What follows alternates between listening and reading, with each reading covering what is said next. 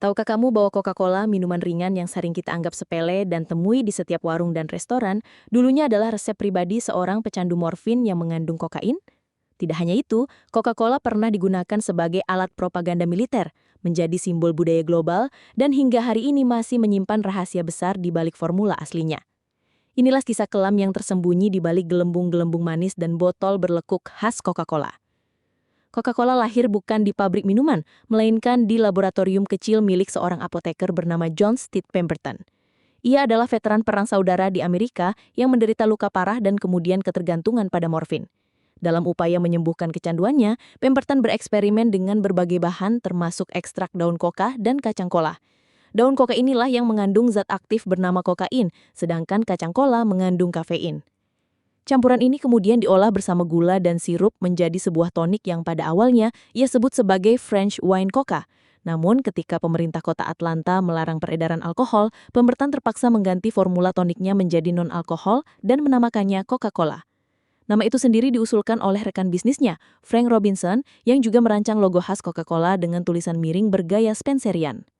Menurut banyak sejarawan, Coca-Cola generasi awal mengandung sekitar 9 mg kokain per porsi. Meskipun pada saat itu, kokain masih legal dan bahkan sering digunakan dalam pengobatan, efek adiktifnya sudah mulai menjadi kekhawatiran publik. Tekanan dari masyarakat dan regulasi yang semakin ketat membuat perusahaan secara bertahap mengurangi hingga akhirnya menghapus kokain dari produk mereka di awal abad ke-20. Namun, rahasia tidak berhenti di sana.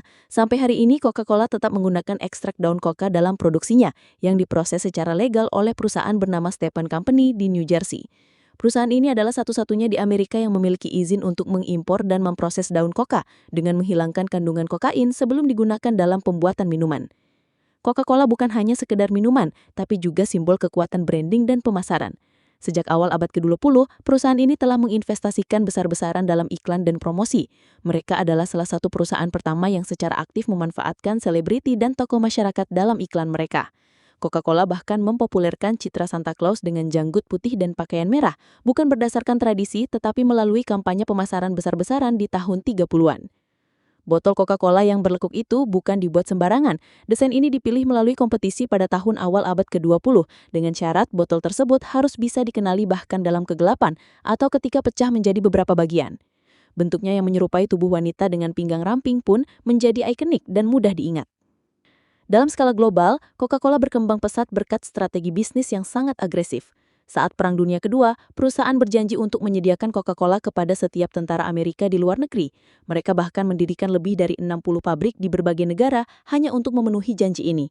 Akibatnya, Coca-Cola tidak hanya dikenal sebagai minuman ringan, tapi juga menjadi simbol nasionalisme Amerika yang tersebar ke seluruh penjuru dunia. Namun, ekspansi global ini tidak lepas dari kontroversi. Di berbagai negara seperti Kolombia, India, dan Meksiko, Coca-Cola dituduh melakukan pelanggaran hak buruh, eksploitasi sumber daya alam, hingga kolusi dengan kekuasaan lokal. Di Kolombia, serikat buruh yang menentang kebijakan Coca-Cola bahkan menjadi sasaran kekerasan dengan tuduhan keterlibatan kelompok paramiliter yang diduga bekerjasama dengan pihak keamanan perusahaan. Di India, beberapa pabrik Coca-Cola dituduh menguras air tanah secara berlebihan, menyebabkan kelantaan air bersih bagi warga sekitar. Selain itu, limbah dari pabrik tersebut juga dituding mencemari lingkungan sekitar. Menurut laporan dari beberapa organisasi lingkungan, praktik ini tidak hanya merugikan komunitas lokal, tapi juga melanggar etika korporat yang seharusnya dijunjung oleh perusahaan multinasional. Di balik semua kontroversi itu, Coca-Cola tetap mempertahankan citranya sebagai minuman kebahagiaan. Mereka terus mengkampanyekan nilai-nilai kebersamaan, persahabatan, dan kesenangan sederhana melalui iklan-iklan mereka. Namun, jika kita melihat lebih dalam, semua itu hanyalah bagian dari strategi pemasaran untuk menutupi fakta bahwa satu kaleng Coca-Cola mengandung sekitar 9 sendok teh gula. Konsumsi gula berlebih secara rutin dapat menyebabkan berbagai penyakit seperti obesitas, diabetes, dan kerusakan gigi terutama jika dikonsumsi oleh anak-anak yang merupakan target utama iklan mereka. Seiring dengan meningkatnya kesadaran akan bahaya konsumsi gula, Coca-Cola mulai memproduksi versi rendah kalori seperti Diet Coke dan Coca-Cola Zero. Namun penelitian menunjukkan bahwa pemanis apitam banta atau sukralosa yang digunakan dalam produk ini tidak selalu lebih sehat. Beberapa studi menyebutkan bahwa pemanis buatan dapat mengganggu metabolisme tubuh, meningkatkan nafsu makan, dan bahkan berpotensi memicu sindrom metabolik. Lebih jauh lagi, Coca-Cola juga aktif melobi pemerintahan di berbagai negara agar tidak mengeluarkan regulasi pembatasan minuman manis. Mereka bahkan mendanai penelitian ilmiah yang menyatakan bahwa obesitas lebih disebabkan oleh kurangnya olahraga dibandingkan konsumsi gula. Namun, investigasi jurnalistik mengungkap bahwa banyak dari penelitian ini memiliki konflik kepentingan karena dibiayai langsung oleh Coca-Cola. Resep asli Coca-Cola yang dikenal dengan sebutan merchandise 7X hingga kini masih menjadi rahasia dagang yang dijaga ketat. Resep ini disimpan dalam lemari besi khusus di Atlanta dan hanya segelintir orang dalam perusahaan yang mengetahui formula lengkapnya. Misteri ini semakin memperkuat citra Coca-Cola sebagai produk eksklusif dan ikonik. Coca-Cola juga memainkan peran besar dalam budaya populer, dari kemunculannya dalam film-film Hollywood, video musik, hingga lagu-lagu iklan yang ikonik seperti I'd Like to Buy the World a Coke. Perusahaan ini membangun hubungan emosional yang kuat dengan konsumennya. Hubungan ini diperkuat dengan sponsorship berbagai acara olahraga besar seperti Olimpiade dan Piala Dunia, menjadikan Coca-Cola bukan hanya minuman, tapi juga bagian dari pengalaman kolektif masyarakat global.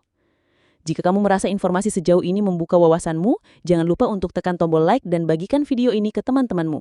Tinggalkan komentar tentang pengalamanmu dengan Coca-Cola. Apakah kamu tahu sisi gelapnya sebelum ini? Coca-Cola telah membuktikan bahwa minuman ringan bisa menjadi kekuatan ekonomi, simbol budaya, sekaligus alat politik. Namun, di sisi lain, perusahaan ini juga mencerminkan bagaimana korporasi raksasa dapat mempengaruhi kesehatan masyarakat, lingkungan, dan bahkan kebijakan negara. Tidak bisa dipungkiri bahwa Coca-Cola adalah salah satu brand paling berhasil dalam sejarah. Namun kesuksesan itu datang dengan harga mahal, terutama bagi masyarakat yang terdampak oleh eksploitasi sumber daya dan manipulasi konsumen. Banyak konsumen tidak sadar bahwa setiap teguk yang mereka minum membawa warisan sejarah yang panjang, kompleks, dan penuh kontroversi. Di masa depan, mungkin kita akan melihat transformasi Coca-Cola menjadi lebih sehat, transparan, dan bertanggung jawab. Tapi itu hanya bisa terjadi jika publik menyadari apa yang selama ini tersembunyi di balik citra cerah dan rasa manis minuman ini. Jadi, lain kali saat kamu melihat botol Coca-Cola di etalase toko atau di atas meja makan, ingatlah bahwa kamu sedang melihat lebih dari sekedar minuman ringan. Kamu sedang memegang bagian dari sejarah global yang telah membentuk cara kita berpikir, bertindak, dan mengonsumsi. Jika kamu menikmati pembahasan ini dan ingin mendukung kami untuk terus menghadirkan konten-konten edukatif yang mengungkap fakta tersembunyi di balik fenomena populer, pastikan untuk subscribe dan aktifkan lonceng notifikasi. Bagikan video ini agar lebih banyak orang tahu kenyataan di balik Coca-Cola. Dan jangan lupa tulis di kolom komentar topik apa lagi yang ingin kamu bongkar bersama kami di episode selanjutnya. Kami tunggu suaramu, karena di Kuak Fakta, kebenaran tidak pernah dibiarkan mengendap.